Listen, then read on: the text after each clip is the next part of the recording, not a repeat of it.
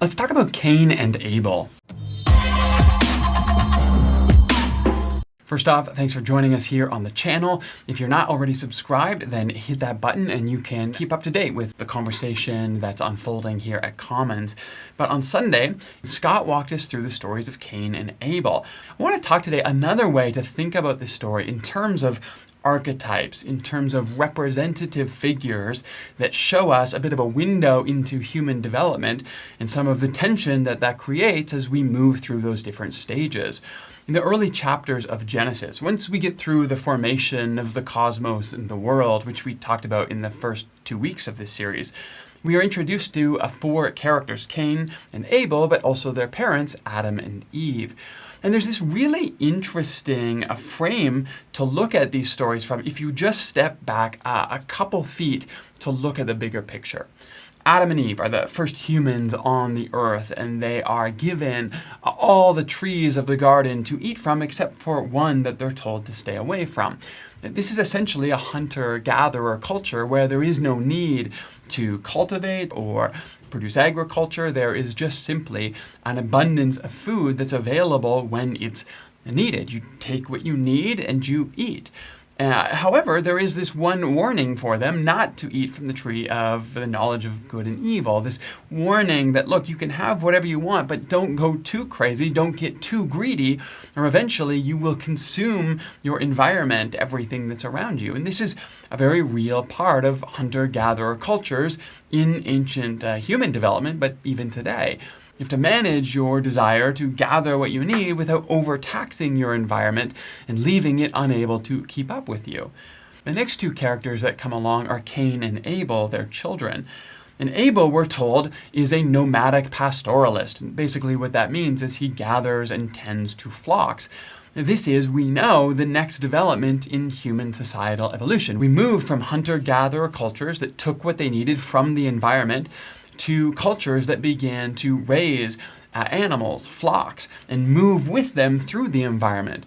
They would take them to grazing areas. When they devastated or finished out the grass in that area, they would move to another area, bring their tents, bring their community, set up shop for a time there, and then move on to the next place. So nomadic pastoralists that were raising flocks.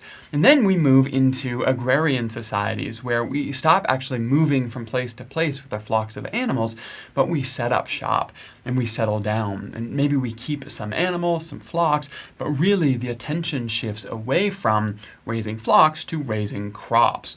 And that's a much more demanding lifestyle. You actually have to cultivate the land. You have to invest in the time it takes to plant and then raise those crops before you ever see any return on your investment.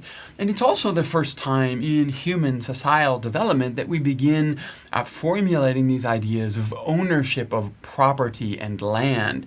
That now this area of land is where I have cultivated and I have planted and I have worked hard, and so I have to defend my area to make sure that I'm able to reap the rewards of all the work that I've put in.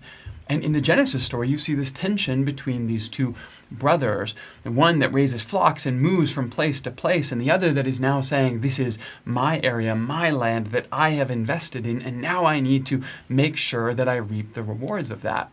In fact, we're actually told that Cain kills his brother in his fields. Is this a story about trespassing? Is this a story about Abel allowing his flocks to graze on land that Cain has worked really hard to cultivate?